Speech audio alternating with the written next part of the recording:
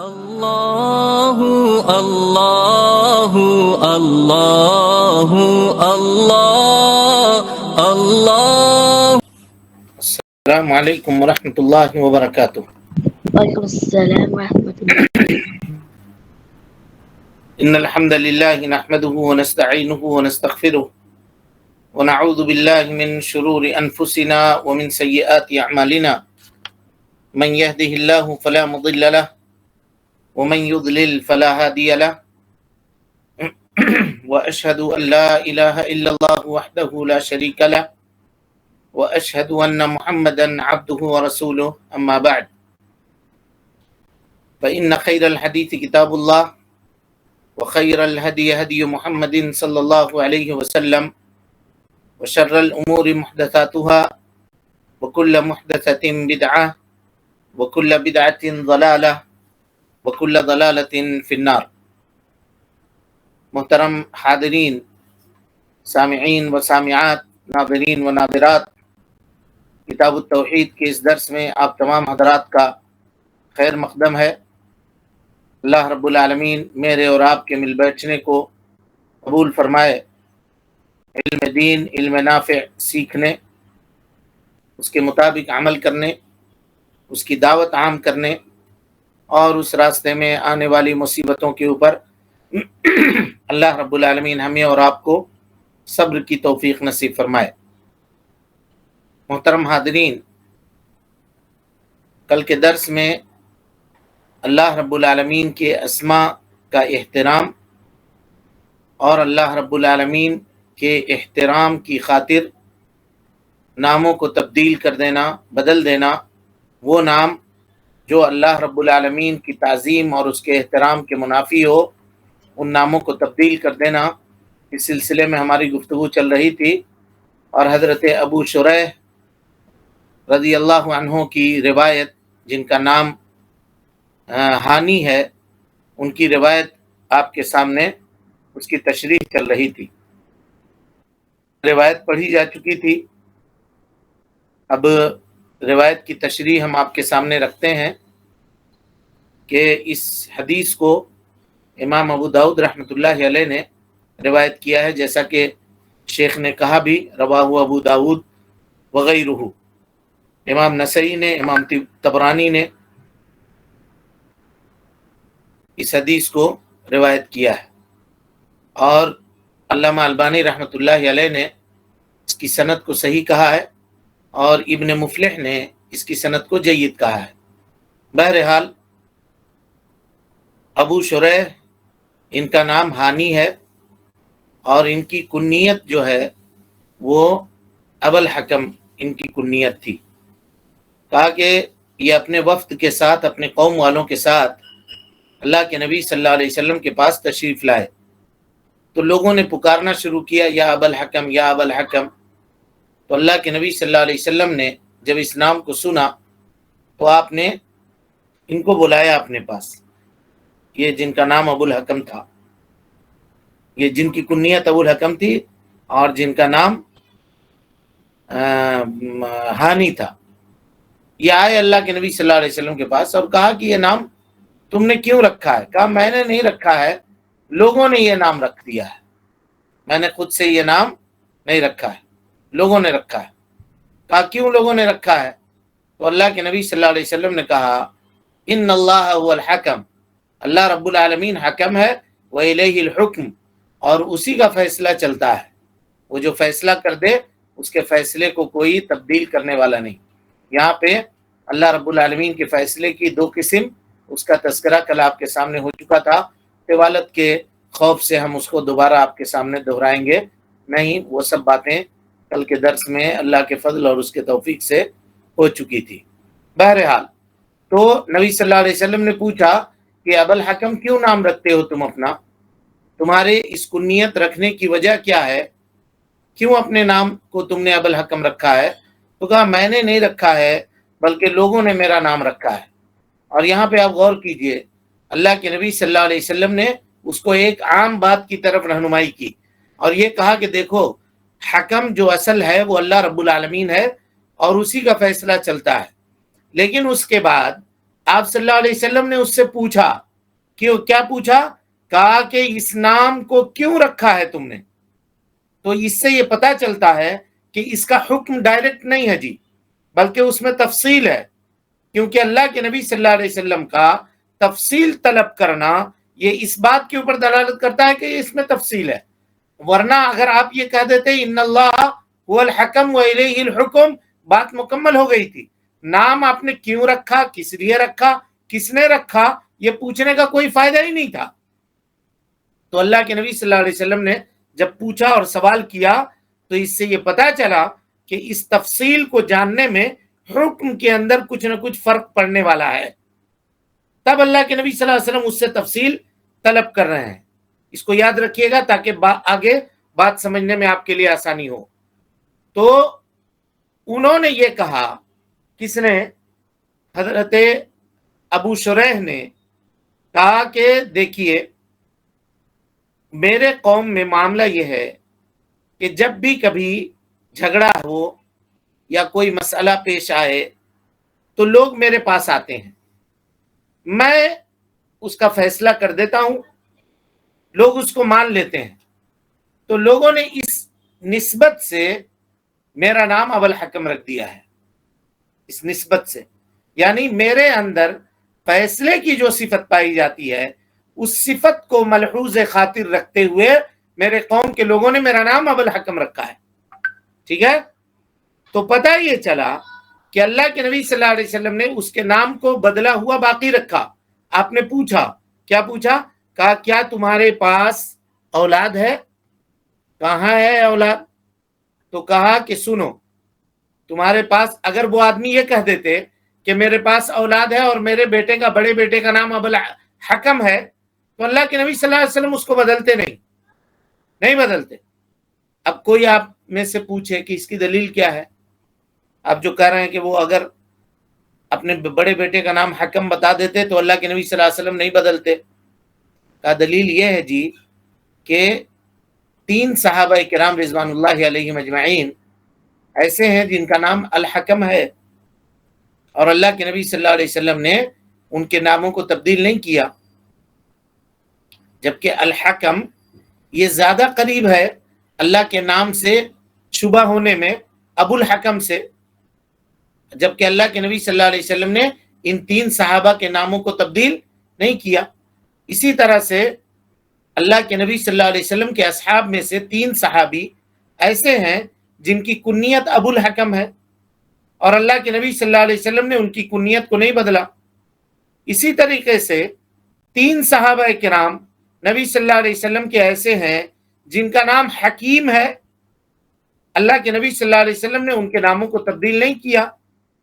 اور 6 صحابی اللہ کے نبی صلی اللہ علیہ وسلم کے ایسے ہیں جن کا نام ابو حکیم ہے، اللہ کے نبی صلی اللہ علیہ وسلم نے ان کی کنیت کو نہیں بدلا، ہے نا؟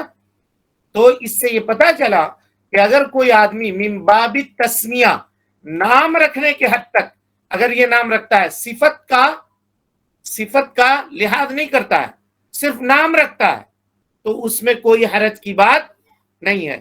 لیکن یہاں ابو شریح کے مسئلے میں کیا تھا کہ ابو شریح کے اندر فیصلہ کرنے کی صفت پائی جاتی تھی، اس صفت کو ملحوظ رکھتے ہوئے اس کے قوم کے لوگوں نے ان کا نام ابو الحکم رکھا تھا، اس لیے اللہ کے نبی صلی اللہ علیہ وسلم نے اس کے نام کو تبدیل کر دیا۔ خلاصہ کلام گفتگو کا یہ ہوا، یہ نکلا کہ اگر کوئی آدمی یوں ہی نام رکھ دے تو اس کو تبدیل کرنے کی ضرورت نہیں ہے، اس طرح کے حکم نام رکھے یا رؤوف رکھے، ہے نا، جس میں بندے کا بھی کچھ نہ کچھ حصہ ہے، کل جو تفصیل آپ کے سامنے آ چکی تھی، تو کوئی حرج کی بات نہیں ہے اور اس کو تبدیل کرنے کی ضرورت نہیں ہے۔ اور بعض اہل علم کہتے ہیں کہ یہ کنیت کی طرف دلالت کرتا ہے، اگر اس طرح کی کنیت ہو اور اس آدمی کے اندر وہ صفت پائی جاتی ہو تو اس کو چاہیے کہ اس کے نام کو تبدیل کر دیا جائے، کیونکہ عام طور پہ آدمی کا اصل نام کچھ اور ہوتا ہے اور کنیت اس کے حیت، کیفیت اور اس کے صفت کو دیکھ کر کے رکھی جاتی ہے۔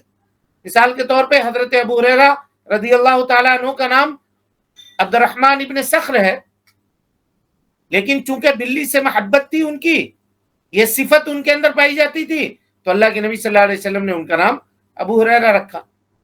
تو اس بات کو یاد رکھیے گا کہ اگر کوئی آدمی نام رکھ رہا ہے اس حیثیت سے کہ یہ صرف نام ہے تو اس میں کوئی حرج کی بات نہیں ہے، اور اگر کوئی آدمی اس لیے رکھ رہا ہے کہ اس کے اندر یہ صفت پائی جاتی ہے تو ایسا کرنا کیا ہوگا جی؟ ناجائز ہوگا، اور اس نام کو تبدیل کر دینا، اس کو بدل دینا ضروری ہوگا۔ چلیے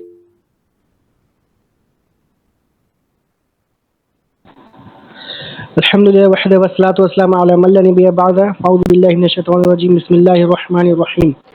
مسائل پڑھنا ہے نا شیخ؟ جی مسئلہ نمبر 1، اللہ تعالیٰ کے اسماء و صفات کا مکمل احترام اگرچہ دوسرے کے لیے استعمال کرتے وقت اس کا معنی مقصود نہ ہی ہو۔ بالکل، دوسرے کے لیے استعمال کرتے ہوئے اب کوئی آدمی کہے دیکھو بھائی ہم نام تو رکھ رہے ہیں اپنا رحمان، صرف رحمان، لیکن ہم یہ نہیں، اللہ تعالیٰ رحمان الگ ہے، یہ دوسرا رحمان ہے، تو کہا نہیں بھائی نہیں چلے گا، آپ ایسا نام نہیں رکھ سکتے۔ اور مکمل احترام کہا، احترام صفات اللہ تعالی و اسمائہ، اللہ رب العالمین کے اسماء اور صفات کا مکمل احترام۔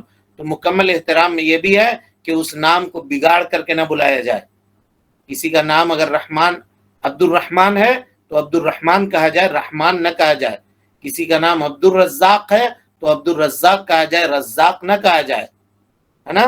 یہ ناموں کے بدلنے میں کے اندر اور اللہ تعالیٰ کے اسماء اور صفات کے ساتھ کھلواڑ کرنے میں آئے گا، اور یہ توحید کی کمی کے اوپر دلالت کرنے والی بات ہوگی۔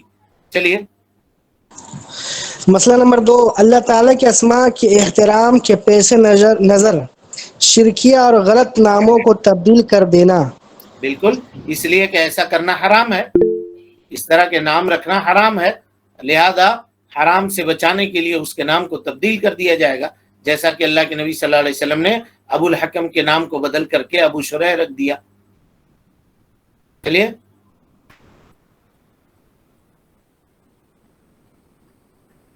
چلیں جی مسئلہ نمبر 3، کنیت رکھنے کے لیے سب سے بڑے بیٹے کا انتخاب کرنا۔ بالکل، اللہ کے نبی صلی اللہ علیہ وسلم نے پوچھا تمہارے پاس بیٹے ہیں؟ کہاں فلاں فلاں فلاں، تو آپ نے کہا سب سے بڑا بیٹا کون ہے؟ کہا شریح ہے، تو آپ نے کہا تم ابو شریح ہو۔ تو اب اگر کوئی آدمی اپنی کنیت رکھنا چاہتا ہے تو اس کو چاہیے کہ وہ اپنے بڑے بیٹے کے نام سے کنیت رکھے، بڑے بیٹے کے یا بڑی اولاد کے نام سے کنیت رکھے، اس لیے کہ اللہ کے نبی صلی اللہ علیہ وسلم کا فعل ہے، اللہ کے نبی صلی اللہ علیہ وسلم کا کام ہے۔ چلیے باب نمبر 47، اللہ تعالیٰ قرآن مجید اور رسول اللہ صلی اللہ علیہ وسلم کا مذاق اڑانے والے کے بارے میں حکم۔ کہتے ہیں مصنف رحمت اللہ علیہ، باب من ہزل بشیء فیہ ذکر اللہ، کوئی آدمی اگر ہزل کے معنی جی مذاق اڑانا، انٹرٹینمنٹ کا ذریعہ بنا دینا، کھلواڑ کرنا اللہ کے ذکر سے، قرآن سے، یا اللہ کے نبی صلی اللہ علیہ وسلم کا نام لے کر کے، یا دینی شعائر اور اسلامی شعائر کا مذاق اڑانا، یہ سب چیزیں اس کے اندر داخل ہے، اور اس باب کو ذرا غور سے پڑھنے کی ضرورت ہے، خوب دھیان لگا کر کے اس باب کو پڑھیے، اس لیے کہ آج کل کے زمانے میں جو یہ ایک فن بن گیا مذاق اڑانا، اور مذاق کر کے لوگوں کو ہنسانا، لوگوں کو انٹرٹین کرنا، یہ ایک فن ہے، اور لوگ اس کا استعمال دھڑلے سے کر رہے ہیں۔ علماء کو کبھی مشق ستم بناتے ہیں، کبھی علماء کی داڑھی ٹارگٹ پہ آتی ہے، کبھی ان کی ٹوپیاں ٹارگٹ کے اوپر آتی ہے، کبھی ان کے کرتے آتے ہیں، کبھی اہل علم آتے ہیں، کبھی نماز پڑھنے والے لوگ آتے ہیں، اس طرح کے لوگ، اور اس کو لوگ ہلکا سمجھتے ہیں اور پھیلاتے ہیں۔ تو ہم لوگ اس باب کے اندر پتہ کریں گے، معلوم کریں گے کہ کوئی آدمی جو اللہ تعالیٰ کے ساتھ کے اسماء کے ساتھ مذاق کرے، اللہ والوں کے ساتھ مذاق کرے، نبی صلی اللہ علیہ وسلم کی سنت کا مذاق اور کھلی اڑائے، اور اس کو انٹرٹینمنٹ کا ذریعہ بنا دے، اس کا حکم کیا ہوگا، وہ اس باب کے اندر انشاءاللہ العزیز بیان کیا جائے گا۔ تو شیخ الاسلام محمد بن عبد الوہاب رحمۃ اللہ علیہ نے اس باب کو قائم کیا، تو یہ اس باب کا تعلق بھی جی اللہ رب العالمین اور اللہ تعالیٰ کے شاعر جناب محمد رسول اللہ صلی اللہ علیہ وسلم اور آپ صلی اللہ علیہ وسلم کی تعظیم سے متعلق ہے، اور اس کا تعلق بھی الفاظ سے ہے، جو انسان الفاظ سے کہتا ہے۔ اور کبھی کبھی مذاق اڑانا کبھی الفاظ کے ذریعے سے ہوتا ہے، اور کبھی مذاق اڑانا فعل کے ذریعے سے بھی ہوتا ہے۔ اشارے کر کے بھی آدمی مذاق اڑاتا ہے نا، کسی کی طرف اشارہ کر دیا، کنکھی سے کسی کو دیکھ کر کے دوسرے کو بتا دیا دیکھو چل کر کے جا رہا ہے، یہ سب مذاق کے اندر داخل ہوگا۔ ایسا اگر کوئی بھی آدمی کرتا ہے تو اس کا حکم کیا ہے وہ یہاں پہ انشاءاللہ آپ کے سامنے بیان کیا جائے گا۔ کہتے ہیں باب من حزلا، حزلہ کے معنی جی سخیرہ، سخریہ کرنا، مذاق کرنا، استہزاء کرنا، کھلواڑ کرنا، انٹرٹینمنٹ کا ذریعہ بنا لینا۔ جیسے کہ بعض لوگ کہتے ہیں بھائی ٹائم پاس کرو، ٹائم پاس نہیں ہو رہا، چلو کچھ ہونا چاہیے، کلام کے ذریعے سے، گفتگو کے ذریعے سے کھلواڑ کرو، تم کچھ باتیں بتاؤ، کچھ جوک مارو، ہم کچھ مارتے ہیں، جوک سناؤ، ایک دوسرے سے لطیفے بیان کرو، تھوڑا ہنستے ہیں، انٹرٹین اپنے آپ کو کرتے ہیں، اس طرح کی باتیں۔ تو یہ ہزل ہے جس کے معنی سخریہ، استہزاء کے آتے ہیں، مذاق اڑانے کے آتے ہیں، اور یہ مذاق اڑانا کھلواڑ کرنے کی وجہ سے وقت گزاری کے لیے، ٹائم پاس کے لیے آدمی کرے۔ تو شیخ الاسلام اس باب کو قائم کر رہے ہیں، کہہ رہے ہیں ما حکم، کیا حکم ہے اس شخص کا جو اللہ رب العالمین کے ناموں کو کھلواڑ کا ذریعہ بنا لے اور اس سے ہنسی مذاق کرے، یا قرآن مجید کی آیتوں سے، یا قرآن سے، یا اللہ کے نبی صلی اللہ علیہ وسلم کو، یا اللہ رب العالمین کی شریعت کے ساتھ کھلواڑ کرے، ہنسی مذاق کرے، ان لوگوں کا حکم کیا ہے؟ والجواب، اور جواب یہ ہے کہ دلائل دیکھے جائیں۔ شیخ الاسلام محمد بن عبد الوہاب رحمۃ اللہ علیہ نے کیا دلائل ذکر کیے ہیں، اور ان دلائل سے کیا ثابت ہوتا ہے، کیا حکم نکلتا ہے، تو آپ کو بتا دیں کہ ایسا کرنا جی یہ کفر اکبر ہے، اور یہ کرنے والا آدمی چاہے جان بوجھ کر کے کرے یا ہنسی مذاق میں کرے، کسی کو ٹارگٹ بنا کے کرے، یا ایسے ہی دل بہلانے کے لیے کرے، دونوں صورتوں میں کیا ہوگا؟ وہ آدمی کافر ہو جائے گا اور دائرہ اسلام سے خارج ہو جائے گا۔ لہذا یہ بہت اہم مسئلہ ہے، اور بہت نازک اور بہت باریک معاملہ ہے، اس کو غور سے جاننے اور غور سے سمجھنے کی ضرورت ہے۔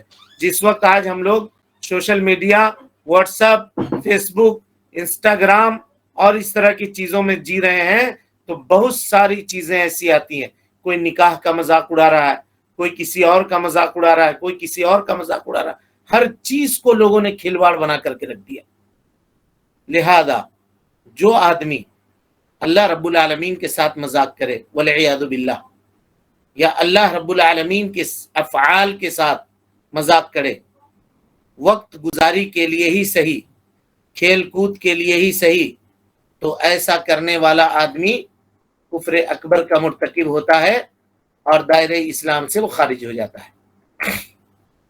اسی طریقے سے اگر کوئی آدمی اللہ کے نبی جناب محمد رسول اللہ صلی اللہ علیہ وسلم کے ساتھ مذاق کرے، یا نبی صلی اللہ علیہ وسلم کے صفتوں میں سے کسی صفت کے ساتھ مذاق کرے، مثال کے طور پہ گھنی داڑھی کا کوئی مذاق اڑائے، جبکہ اس کو معلوم ہے کہ اللہ کے نبی صلی اللہ علیہ وسلم کی داڑھی مبارک گھنی تھی، جیسا کہ بعض لوگ کہتے ہیں کہ تمہارا داڑھی ہے کہ یہ کیا لگا کر کے گھوم رہے ہو، کیسی گندگی پالے ہوئے ہو اپنے چہرے کے اوپر، والعیاذ باللہ، اس طرح کی باتیں کرتے ہیں اور داڑھی کا مذاق اڑاتے ہیں، اس میں طرح طرح کے اس سے چٹکلے بناتے ہیں، ہے نا۔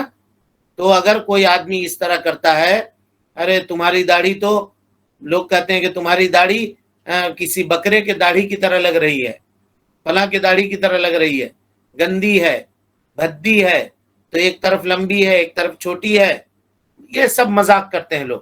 ایسا کرنا یہ سب کے سب کفر اکبر ہے، والعیاذ باللہ، والعیاذ باللہ۔ لیکن اگر کوئی آدمی کسی ایک انسان کی داڑھی کا، خاص طور پہ ایک تو ہوا صرف داڑھی کا مذاق اڑانا، کہ جو داڑھی رکھتا ہے یا داڑھی کا رکھنا یہ برا ہے، اگر وہ یہ سمجھتا ہے تو کفر اکبر ہے۔ لیکن کوئی آدمی کسی خاص آدمی کو ٹارگٹ کر کے کرتا ہے کہ فلانے کی داڑھی ایسی ہے، فلانے کی داڑھی ایسی ہے، اس کی داڑھی میں یہ کمی ہے، اس کی داڑھی ایسی ہے، طویل ہے، لمبی ہے، یا پتلی ہے یا چھوٹی ہے، فلاں کی داڑھی کی طرف دیکھو، مذاق اڑاتا ہے، تو یہ کفر نہیں ہے، لیکن یہ سب کے سب محرم اور حرام ہے۔ ایسا کرنا شریعت کے اندر کبیرہ گناہوں میں سے ایک بڑا گناہ ہے۔ اسی لیے ہم میں سے ہر آدمی کو شریعت کے کسی بھی صفت اور شریعت کے کسی بھی حکم سے کبھی بھی سخریہ اور مذاق نہیں کرنا چاہیے، اس لیے کہ اگر وہ جان بوجھ کر کے کر رہا ہے یا کھلواڑ کے لیے کر رہا ہے یا اپنے دوستوں کو ہنسانا چاہتا ہے یا ٹائم پاس کرنا چاہتا ہے یا اس میں سیریس ہے، کسی بھی صورت میں اس کی کوئی بات نہیں مانی جائے گی۔ بعد میں اگر یہ کہے گا کہ بھائی ہم ٹائم پاس کر رہے تھے، ہمارا یہ کبھی بھی ہم ایسا سوچا نہیں تھا، ہمارے یہ کرنے کا مقصد یہ تھا ہی نہیں، اگر ایسا وہ کہے بھی تو اس کی بات مانی نہیں جائے گی۔ اسی طرح سے اللہ کے انبیاء میں سے کسی نبی کا کوئی مذاق اڑائے، چاہے سیریسلی اڑائے یا کھیل کود کے لیے اڑائے، تو ایسا کرنا یہ کفر اکبر ہے اور اس انسان کو دائرہ اسلام سے خارج کر دیتا ہے۔ چاہے نوح علیہ السلام کا مذاق اڑائے یا حضرت عیسیٰ کا، حضرت موسیٰ کا، کسی بھی نبی کا نام لے کر کے اگر مذاق اڑائے تو ایسا اڑانا، ایسا کہنا، یہ سب کے سب کیا ہے؟ ہاں، دائرہ اسلام سے اس کو خارج کر دیتا ہے۔ اسی طریقے سے جو قرآن مجید کا مذاق اڑائے، قرآن مجید کی آیتوں کے ساتھ کھلواڑ کرے، اس کا مذاق اڑائے، اور مذاق اڑانے میں صرف یہی نہیں، بہت ساری چیزیں اس میں داخل ہیں۔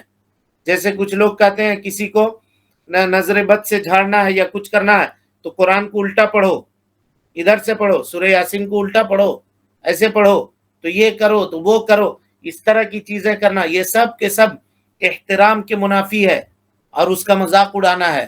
جس ترتیب سے قرآن نازل ہوا ہے آدمی کو اسی ترتیب سے پڑھنا چاہیے۔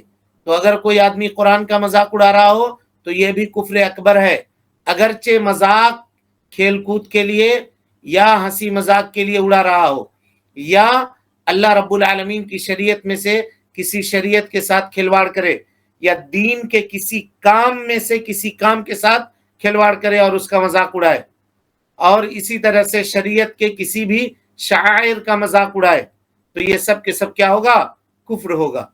ان تمام معاملوں کا خلاصہ یہ ہوا جی کہ اللہ کے ساتھ استہزاء کرنا، ٹھٹھا کرنا، اس کے رسول کا مذاق اڑانا، یا اس کے انبیاء میں سے یا اس کے رسولوں میں سے کسی رسول کا مذاق اڑانا، یا اللہ کی کتاب کا مذاق اڑانا، رب العالمین کی شریعت کا مذاق اڑانا، یہ جانتے ہوئے بھی کہ اللہ تعالیٰ کی شریعت ہے، یہ ایسا کرنے والا اس شخص کے دل میں یہ کام اور توحید، یہ دونوں اکٹھا نہیں ہو سکتے۔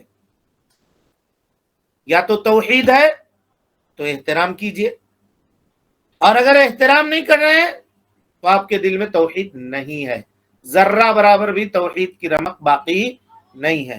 اسی لیے کسی چیز کو شیئر کرنے سے پہلے، کسی چیز کو پھیلانے سے پہلے، کسی چیز کو عام کرنے سے پہلے، چاہے اگرچہ وہ ہنسی مذاق کے لیے ہی کیوں نہ ہو، 1000 مرتبہ سوچئے گا کہ کہیں ایسا نہ ہو کہ ہماری ایک بٹن سے کے دبانے سے کہیں ہم کافر تو نہیں ہو گئے، دائرہ اسلام سے خارج تو نہیں ہو گئے۔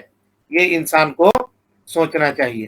اس لیے جی کہ توحید موافقت کا نام ہے، توحید تسلیم کا نام ہے، توحید نام ہے قبول کرنے کا، توحید نام ہے عاجزی اور انکساری اختیار کرنے کا۔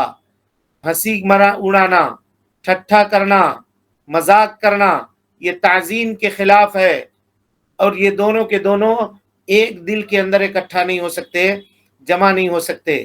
توحید تسلیم کا نام ہے، استہزاء اس کی اپوزٹ ہے، توحید کے ساتھ یہ کبھی بھی جمع نہیں ہو سکتی ہے، یا تو توحید ہوگی یا وہ استہزاء کرے گا، چاہے جو کچھ بھی ہو، تو یہ ساری کی ساری چیزیں اس کے اندر داخل ہے۔ اب کوئی آدمی یہ کہے کہ اس شخص کا کیا حکم ہے جو آدمی یہ کہے کہ تمہارا دین تو بچوں کا کھلواڑ ہے، تمہارا دین بچوں کا کھلواڑ ہے، اور وہ اس سے اگر دین اسلام کو مراد لے رہا ہے، شریعت مراد لے رہا ہے، تو وہ آدمی دائرے اسلام سے خارج ہو جائے گا، چاہے دین کا بھی مذاق اڑائے، اصل دین کا اگر وہ مذاق اڑا رہا ہے تو وہ آدمی دائرے اسلام سے خارج ہو جائے گا۔ یہ کھلواڑ کی بات ہے، تمہارے دین کے اندر حریت نہیں ہے، تمہارے دین کے اندر یہ ہے، اس نے عورتوں کو قید کر دیا، اس نے عورتوں کو اس کا حق نہیں دیا، اس نے فلاں کے ساتھ یہ کیا، فلاں کے ساتھ یہ کیا، اگر مذاق کے لیے بھی کہتا ہے تو وہ دائرے اسلام سے خارج ہے۔ سمجھ رہے ہیں بات؟ یہ ساری چیزوں کو یاد رکھیے، اس کے بعد آیت کریمہ جب آپ کے سامنے آئے گی تو بات واضح ہوگی۔ چلیے آیت کریمہ پڑھیے، بسم اللہ۔ اعوذ باللہ من الشیطان الرجیم، ارشاد الہی ہے وَلَئِن سَأَلْتَهُمْ لَيَقُولُنَّ إِنَّمَا كُنَّا نَخُوضُ وَنَلْعَبُ قُلْ أَبِاللَّهِ وَآيَاتِهِ وَرَسُولِهِ كُنتُمْ تَسْتَهْزِئُونَ۔ سورۃ توبہ آیت نمبر 65۔ اور اگر آپ صلی اللہ علیہ وسلم ان سے پوچھیں کہ تم کیا باتیں کر رہے تھے تو کہیں گے ہم تو یوں ہی بات چیت اور دل لگی کر رہے تھے۔ آپ صلی اللہ علیہ وسلم ان سے کہیں گے کہ تمہارے دل لگی کے لیے اللہ تعالیٰ اس کی آیات اور اس کے رسول ہی رہ گئے ہیں۔ کہا اللہ رب العالمین نے سورہ توبہ کی آیت ہے وَلَئِن سَأَلْتَهُمْ، اے اللہ کے نبی صلی اللہ علیہ وسلم اگر آپ ان سے پوچھیں لَيَقُولُنَّ بِأَلْسِنَتِهِمْ، اپنے زبان سے وہ لوگ کہیں گے اِنَّمَا كُنَّا نَخُوضُ، نخوض کا اصل خوض ہے جی، اور خوض کہتے ہیں پانی کے اندر تلاشنے اور ڈھونڈنے کو، یعنی بچے جس طرح سے پانی سے کھیلتے ہیں، اچھالتے ہیں ایک دوسرے کے اوپر پانی اور پانی سے ہنسی مذاق کرتے ہیں، کہا اسی سے مشابہ ہے۔ کہا ہم تو بچے جس طرح سے پانی سے کھیلتے ہیں ویسا ہم کر رہے تھے، جیسے بچوں کو پانی پسند ہے ویسے ہم کو یہ چیز پسند ہے، جیسے بچے پانی پہ چلتے ہیں ہم ویسا چل رہے تھے۔ انما کننا نخوض ونلعب، یعنی جان بوجھ کر کے ہم نے ایسا نہیں کیا ہے، ہم چاہ رہے تھے کہ ہمارا ٹائم پاس ہو جائے، ہم چاہ رہے تھے کہ ہمارا راستہ سفر کٹ جائے، استہزاء کر کے نبی صلی اللہ علیہ وسلم کے ساتھ اور صحابہ کرام کا ٹھٹھا اور مذاق کر کے اپنے ساتھیوں کو ہنسانا چاہ رہے تھے۔ تو اللہ رب العالمین نے ان کے اس جواب کا جواب دیا، کہا قل، کہیے اللہ کے نبی صلی اللہ علیہ وسلم، اب اللہ رب العالمین وآیاتہ، اس کے آیات، ورسولہ، اور اس کے رسول، کنتم تستہزئون، مذاق کرنے کے لیے اب تم کو یہی بچا ہے، اس کے علاوہ اور تم کو کچھ بھی نہیں ملا۔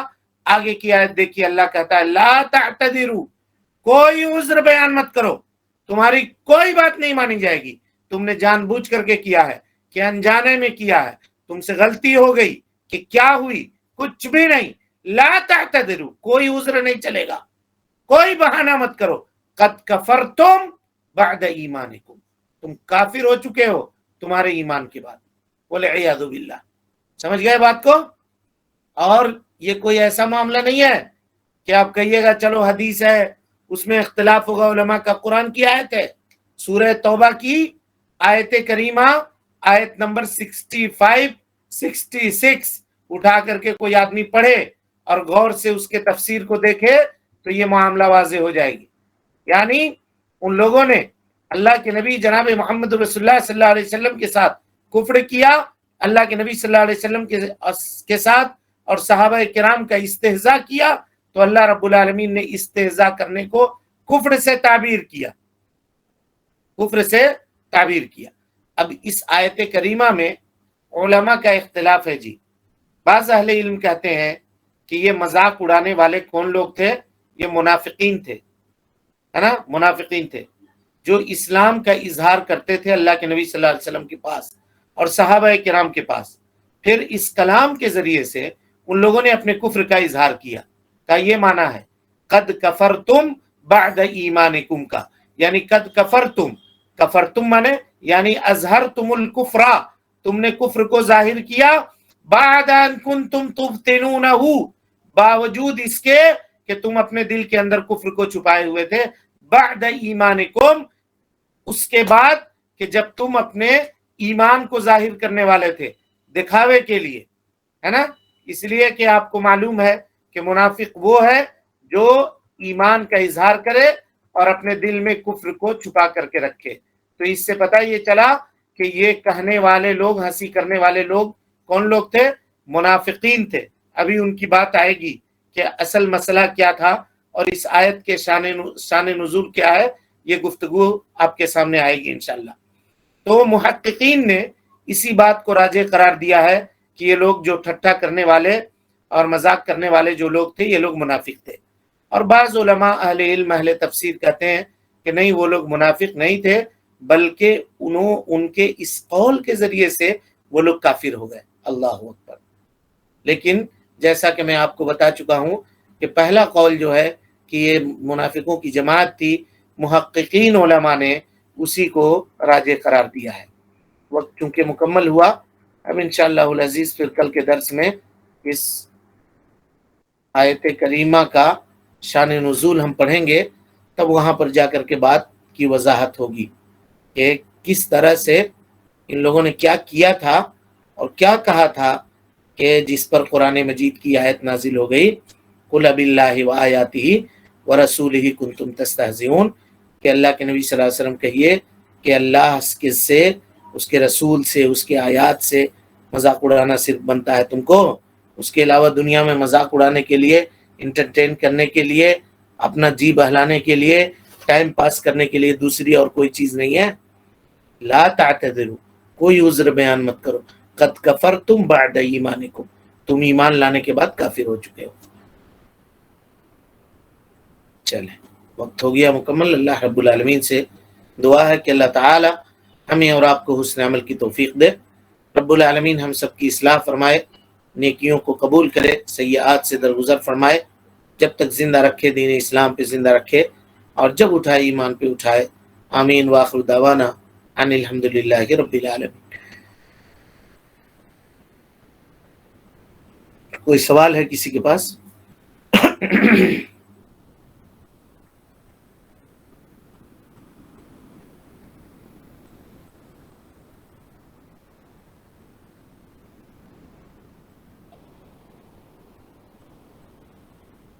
ہاں جی، درس سمجھ میں آ رہا ہے؟ جی شیخ، الحمدللہ. الحمدللہ.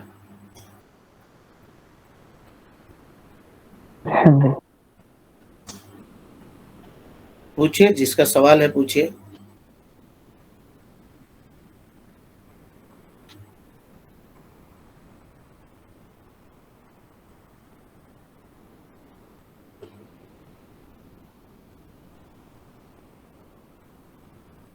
سلام کرنے کا طریقہ،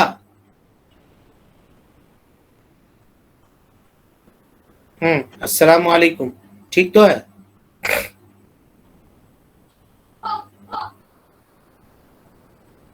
کیا پوچھنا چاہ، سوال کیا ہے آپ کا؟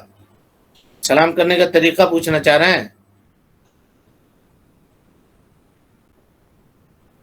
اگر کوئی آدمی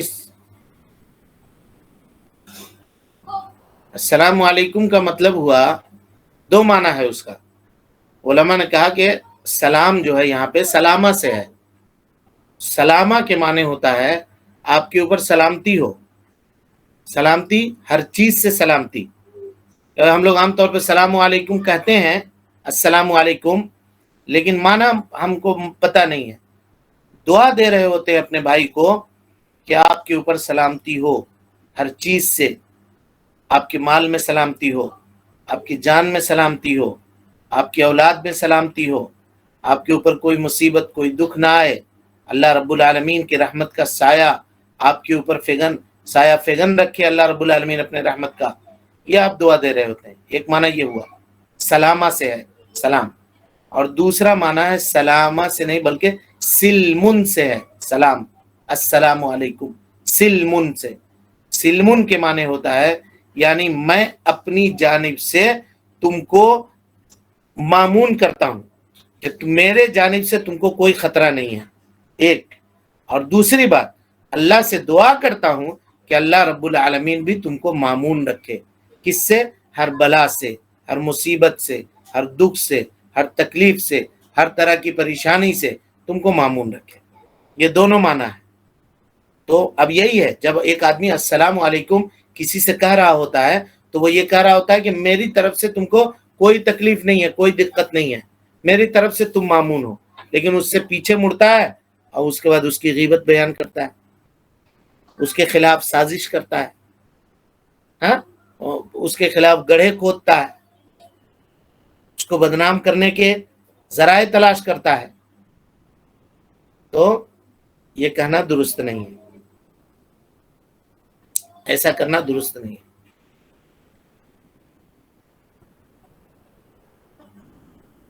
السلام علیکم وعلیکم السلام۔ جی شیخ، جو دار اسلام سے خارج ہو جاتا ہے وہ واپس پھر نہیں آتا ہے اسلام میں؟ اگر وہ پھر توبہ کرے، استغفار کرے، اللہ رب العالمین سے معافی مانگے تو آ جائے گا، کلمہ پڑھا ہے واپس آ جائے گا، کیوں نہیں آئے گا؟ جب تک جان باقی ہے توبہ کا دروازہ کھلا ہے، اتنا بڑا سے بڑا گناہ کیوں نہ کیا ہو، اللہ کے سامنے توبہ کرے، اللہ کو غفور الرحیم پائے گا۔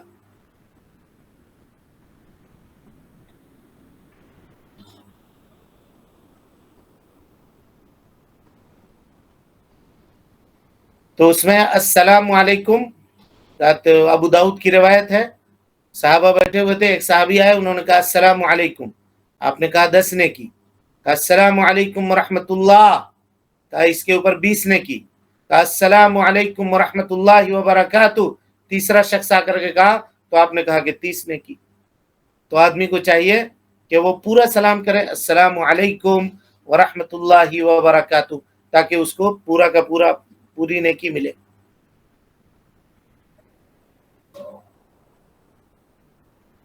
چلیں، اور کوئی سوال نہیں نا؟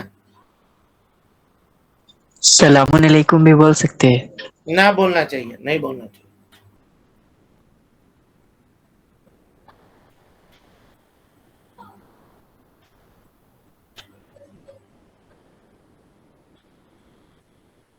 السلام علیکم ورحمۃ اللہ وبرکاتہ۔ وعلیکم السلام ورحمۃ اللہ۔ السلام علیکم تو کہہ سکتے ہیں، نہ نہیں کہہ سکتے؟ السلام علیکم کہیے۔ جی یہ تو مکمل ہے جناب، لیکن السلام علیکم ہونے سے تو وہی تو معنی تو ہی ہوتا نا اس کی، کیسے وہ مانا ہوگا؟ تم پر سلامتی ہو۔ نہیں ہوگا وہ مانا نا۔ دیکھیے، جو چیزیں شریعت میں لفظی طور پہ بھی تعبدی ہوتی ہیں، یعنی جو چیز جیسی وارد ہے اس کو ویسی کہنا۔ اب وہ آپ کہیے گا السلام علیکم کہنا، آپ تو آج کل تو ساتھ ایسا بھی کہہ دیتے ہیں لوگ، اس بھی کر دیتے ہیں، صرف پورا کہیے السلام علیکم ورحمۃ اللہ وبرکاتہ۔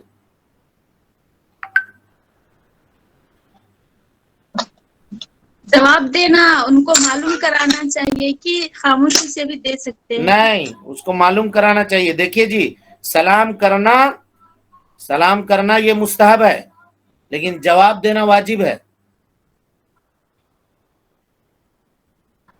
جواب دینا واجب ہے۔ ٹھیک ہے، آپ لوگ پریشان نہیں ہوئیے، یہ کتاب اگر مکمل ہو جاتی ہے تو اس کے بعد انہی سب مسائل کے اوپر بات ہوگی، اور انشاءاللہ ہم لوگ بات چیت چل رہی ہے ہم لوگوں کی ذمہ داروں سے کہ اس کے بعد وہ مسائل جو روز کی زندگی میں پیش آنے والے ہیں، جن کا تعلق اخلاق سے ہے، کچھ دعاؤں سے ہے، سلام سے ہے، دعوت قبول کرنے سے ہے، اس طرح کی چیزوں سے ہے، انشاءاللہ اس کا درس منتخب آپ کے سامنے کیا جائے گا انشاءاللہ۔ چلیں، شیخ جیسے سر جھکا کے سلام کرتے وہ کیسا ہے شیخ؟ نہیں کرنا سر چاہیے، نہیں کرنا چاہیے۔ جی